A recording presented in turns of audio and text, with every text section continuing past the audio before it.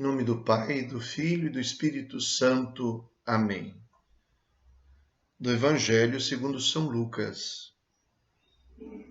Aconteceu que Jesus estava rezando num lugar retirado e os discípulos estavam com ele. Então Jesus perguntou-lhes: Quem diz o povo que eu sou? Eles responderam: Uns dizem que és João Batista, outros que és Elias, mas outros acham que és algum dos antigos profetas que ressuscitou. Mas Jesus perguntou: E vós, quem dizeis que eu sou? Pedro respondeu: O Cristo de Deus.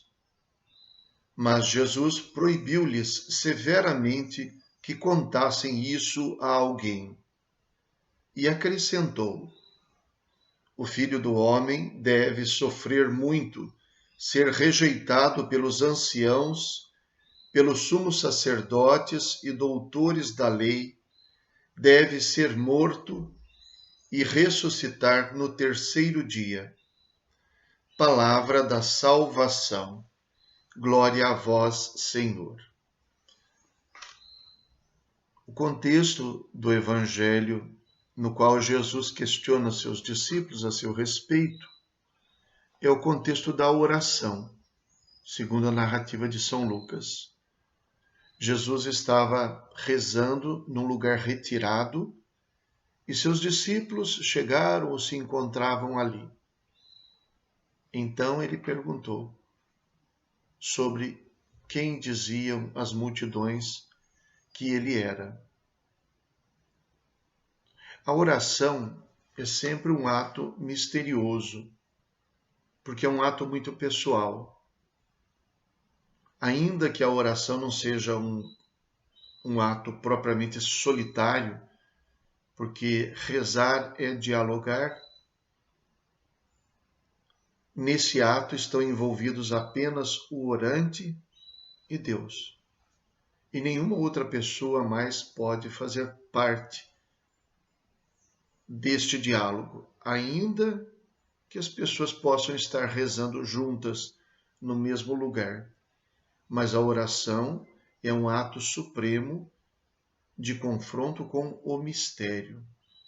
Eu estou falando com alguém porque eu creio que esse alguém existe. Outras pessoas podem achar que eu estou falando sozinho, mas eu tenho para mim que eu estou falando com alguém.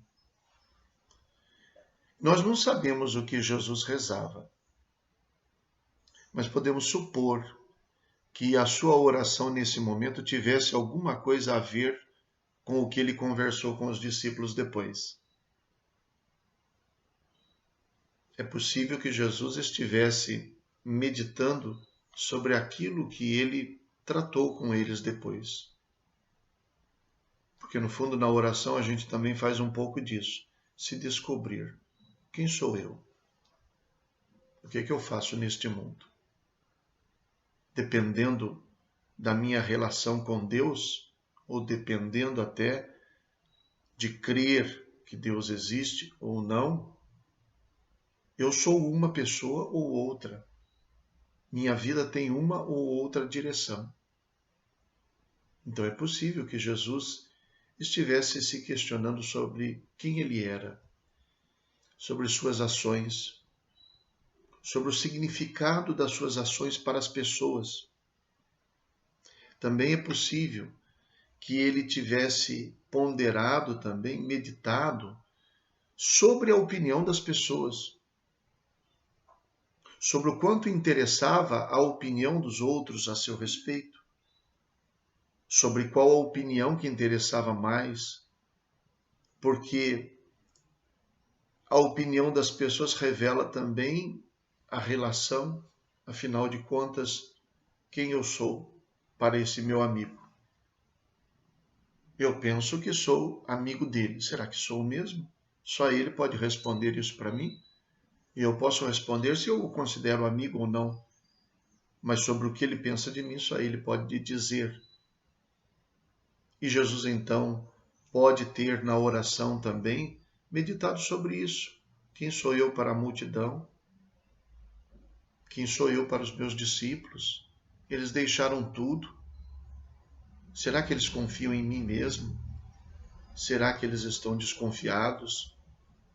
Será que estão decepcionados?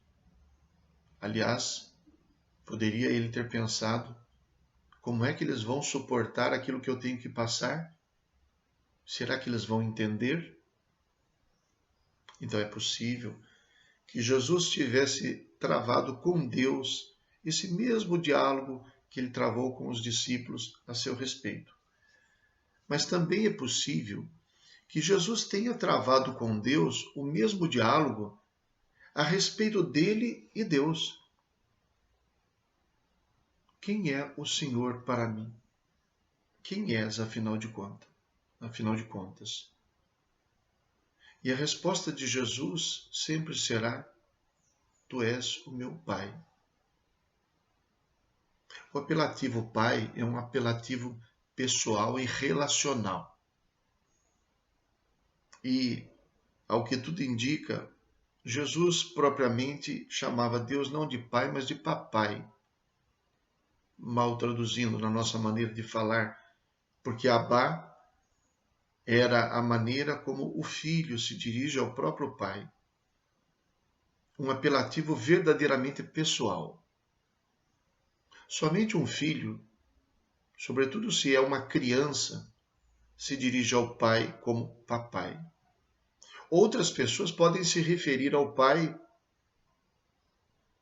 mas sem com isso dizerem qualquer coisa que diga respeito a si mesmo. Ele é o pai de fulano. Eu não tenho nada a ver com ele, apenas estou dizendo que ele foi gerado por ele. Não tem qualquer relação. Mas eu não vou dizer ele é o papai dele. Isso é o filho quem diz. É uma maneira de tratar. É uma relação. Envolve a própria pessoa. Então Jesus, travando esse diálogo, pode ter perguntado: quem és, Senhor, para os outros? O que será que eles pensam do Senhor? Para depois dizer: quem és para mim? E afirmar depois: tu és meu Pai, meu papai. Aliás, gente, esta é a verdadeira oração. Nos colocar diante de Deus para descobrir quem nós somos e para dizer para nós mesmos e para Ele quem Ele é para nós. E isso muda toda a nossa vida, muda toda a nossa perspectiva, nos faz capazes de assumir compromissos, de suportar pesos, de enfrentar sacrifícios. Se Ele é meu filho, eu sou capaz de sofrer por Ele. Se Ele é filho do vizinho, talvez eu sofra um pouco menos. Então, essa resposta pessoal única é a que interessa. E a esta resposta se assemelha muito à resposta de Pedro. Tu és o Cristo de Deus. Os homens dizem que o Senhor deve ser um profeta, pode ser até um profeta importante, pode ser até Elias, mas nós dizemos que tu és o Cristo de Deus, o esperado, aquele que nós estamos esperando. Por isso que nós deixamos tudo. Por isso que nossas barcas ficaram lá atrás. Por isso que nossa mesa de impostos ficou lá atrás. Por isso que a figueira ficou lá atrás. Cristo não é o sobrenome de Jesus. Cristo é uma profissão de fé. Dizer Ele é o Cristo significa dizer Ele é o meu Salvador. Ele é o meu Deus. Então, esta é a resposta que corresponde ao diálogo mais profundo de conhecimento e de envolvimento, de comprometimento entre Deus e Jesus para chamá-lo de Pai, entre nós e Jesus para chamá-lo de Cristo. Jesus Cristo. Por que será que depois Jesus proibiu os discípulos de contarem isso aos outros? Porque cada um deve dar a sua própria e pessoal resposta. Ele é o Cristo para mim. Para você, você terá que responder. E também porque somente quem souber que ele é o Cristo será capaz de suportar aquilo que ele vai sofrer. Que o seu destino não é um destino maravilhoso, mas que ele deverá sofrer, ser rejeitado, ser morto para ressuscitar no terceiro dia. Somente quem crê que ele é o Cristo estará pronto, preparado para enfrentar a paixão de Cristo, tanto na história pessoal de Cristo, quanto no desenrolar deste conhecimento na nossa própria vida. Rezemos. Ó Pai, que resumistes toda a lei no amor a Deus e ao próximo, fazei que, observando o vosso mandamento, consigamos chegar um dia à vida eterna. Por nosso Senhor Jesus Cristo, vosso Filho, na unidade do Espírito Santo. Amém. O Senhor esteja convosco. Ele está no meio de nós. Abençoe-vos o Deus Todo-Poderoso, Pai, Filho e Espírito Santo. Amém.